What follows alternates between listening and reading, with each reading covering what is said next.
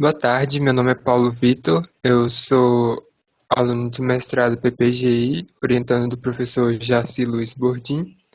A gente trabalha na área de redes e o título do trabalho que eu vou apresentar hoje é An Area Division Congestion Control Algorithm for Safety Application in Vehicular Ad Hoc Networks. Eu vou falar um pouco da introdução, o problema e os objetivos, a proposta, os resultados da simulação e uma conclusão. Os veículos modernos, eles são equipados com um número de sensores, de câmeras e sistemas avançados de segurança, sistemas de navegação e alguns até com a habilidade de dirigir eles mesmos, né? Que é uma imagem do carro do Google, né? Que ele se dirige, que ele tem vários sensores para isso. Mas uma das coisas que os veículos não fazem ainda é que eles não compartilham informações. E as redes veiculares ad hoc têm como objetivo justamente isso. As redes veiculares ad hoc, elas são um caso especial das redes móveis ad hoc ou managed, que a gente chama, onde os nós passam a ser carros. Ela tem um foco em segurança, mobilidade e informação e entretenimento. Então, como a gente consegue fazer isso, né? Venet, a gente usa comunicação sem fio, sistemas de posição e navegação, de context awareness, né? Me fugiu a palavra em português agora. Usa também informações de sensores para prover sistemas integrados. Existem três tipos de modos de operação em redes veiculares. A gente tem o V2V, que é veículo to veículo, onde os veículos transmitem mensagens entre si para se comunicar. E a gente também tem o modo de operação Vehicle to Infrastructure, ou V2I, onde os veículos enviam mensagens para como se fosse um dispositivo que fica na beira da pista, que a gente chama de Roadside Unit, que é esse daqui, o RSU, e ele pode ter comunicação com a internet e prover alguns serviços para os veículos. Outro modo de operação que não está aqui, mas é o V2V2I, que é os dois modos combinados.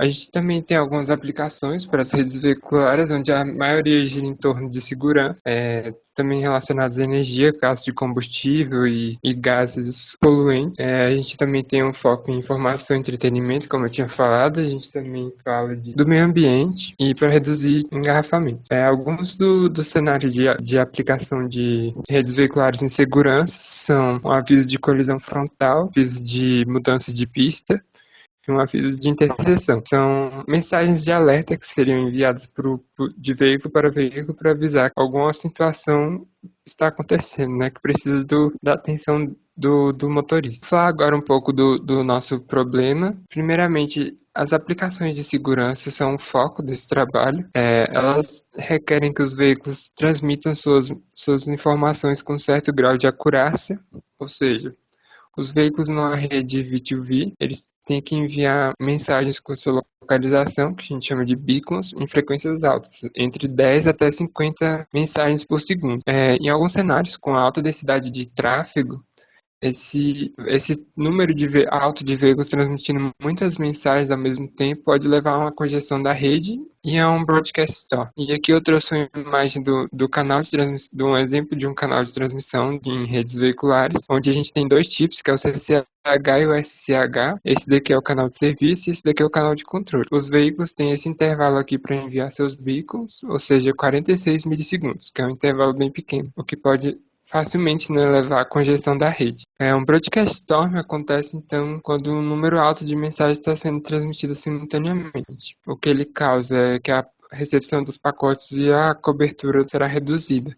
Ele pode atrapalhar a rede inteira, né, e impedir a comunicação entre alguns nós. Alguns trabalhos já foram propostos, né, para resolver esse problema. Chama eles de Decentralized Congestion Control Algorithms. Eles podem ser classificados pela estratégia, podem ser reativos ou proativos, que depende quando ele vai tomar atitude, né, se é depois de perceber a congestão, antes e depois, no caso, e por parâmetros, o que depende também do que ele está ajustando para resolver esse problema. Alguns ajustam a potência de transmissão, a taxa de dados, a taxa de mensagens ou são híbridos. Então, alguns dos objetivos que a gente quer resolver com essa pesquisa a gente quer propor um novo algoritmo para transmissão de beacons para prevenir essa congestão da rede. A gente quer adotar uma abordagem híbrida com potência de transmissão e taxa de mensagens. E isso baseado em multicasting de beacons com mecanismos de predição. Uma das lacunas que a gente achou na literatura é que os protocolos não levam, os algoritmos não levam em conta os requisitos de acurácia de posição das aplicações de segurança. E isso é um dos objetivos principais que a gente quer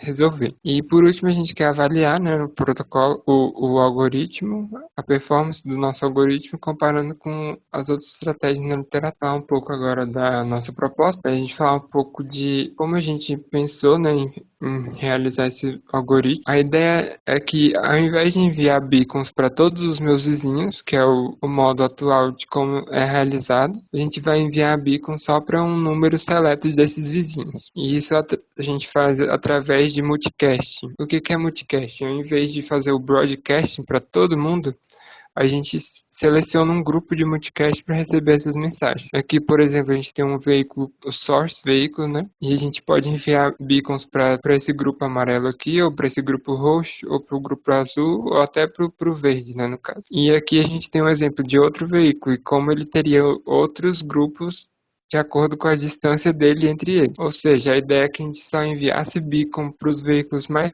perto com mais frequência e com menos frequência para os veículos que estão mais longe, porque eles não precisam saber da nossa posição com tanta frequência quanto os meus vizinhos mais próximos. E como a gente define esses grupos de multicast, né? Eles são uma tupla formada pelo o erro máximo da posição, que a gente aceita, o intervalo da distância máxima e o intervalo de potência. E como que a gente definiu no nosso trabalho, né? A gente considerou os níveis de acurácia de posição que são definidos nos próprios padrões de redes veiculares, onde eles levam em conta. Por exemplo, o grupo Multicast 1, ele considera onde estão os veículos, ele nos dá o suficiente para entender onde um veículo está ou dentro de uma faixa. E a gente considera um erro de no máximo 1 metro. A gente também tem um grupo de Multicast 2 que considera em qual faixa o veículo pode estar e o erro é de no máximo 0,5 metros e em qual pista ele está, que é no máximo 5 metros. Para definir esses valores aqui, o delta e o psi, que são a distância máxima e os valores de potência, a gente considera uma constante chamada Distance Scaling Factor e também a gente considera o erro máximo aceitável, né? Que eu já citei. E com isso a gente faz uma multiplicação e encontra esses valores. Nesse caso aqui a gente usou o valor 20 para o Distance Scaling Factor. E para definir em qual grupo de multicast cada vizinho vai estar, a gente calcula a distância euclidiana do veículo origem para o veículo vizinho. E o valor da distância a gente encaixa ele aqui em um desses intervalos, para definir em qual grupo de multicast ele vai se encaixar. Para definir a potência, a gente considera o modelo de propagação two-way interference e também a gente considera a sensibilidade do rádio. Esse modelo de propagação, ele permite que a gente considere a interferência causada pela reflexão do sinal no chão e as alturas das antenas, que podem ser diferentes. Com isso, a gente obtém uma equação e com ela a gente pode também tirar esses valores aqui de acordo com essas distâncias estabelecidas. E como é que funciona, então, o mecanismo de envio de beacons? Cada veículo ele vai fazer uma predição da sua própria posição. Mas para que ele vai fazer isso, né? Ele vai fazer essa predição para ele decidir quando ele deve enviar um beacon para cada grupo de multicast. Por exemplo, um grupo de multicast 1, o erro é no máximo de 1 metro. Ou seja, se o meu erro atual para esse grupo é de 0,6 metros, eu não preciso enviar um beacon novo. Todo intervalo de sincronização, a gente vai atualizando essa informação e acumulando esse erro. Aí, por exemplo, o grupo de multicast 2 passou de 1 metro, que aqui no caso seria 1,5 metros, né? Se ele passar desse 1,5 metros que aconteceu aqui nesse caso, então ele vai enviar um beacon sim. Nesse caso aqui de 5 metros, ele não vai enviar porque ele ainda está abaixo de 2,6 metros. Ou seja, ele vai fazer a predição da sua própria posição para auxiliar os seus vizinhos. E agora falar um pouco dos resultados da nossa simulação. Primeiro falar um pouco do ambiente de simulação. A gente usa 3 ferramentas. O Omnet++, ele é um simulador que provê vários protocolos de rede que permitem a gente simular redes veiculares. E o Sumo, ele é um simulador de mobilidade, ou seja, ele permite que a gente construa o cenário e onde a gente quer simular. Por exemplo, eu posso pegar uma área geográfica assim no mapa e transformar ela em um cenário de simulação dentro desse Sumo. E com isso a gente precisa de um framework que integre esses dois âmbitos, né? Tanto a rede quanto a mobilidade. E o Vens ele faz isso e também implementa toda a pilha do DSRC Wave. Aqui eu trago um exemplo, né, de como é a comunicação entre esses simuladores. E aqui é um exemplo de uma pilha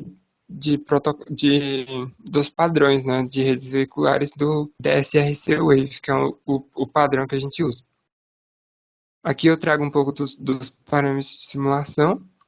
A gente tem uma highway de 3 pistas, uma zona de interesse de 1 km, o tempo de simulação foi de 50 segundos.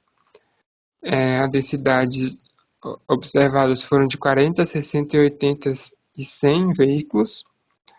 A distância mínima entre eles foi de 2,5 metros, o modelo já citei, a altura da antena 1,85.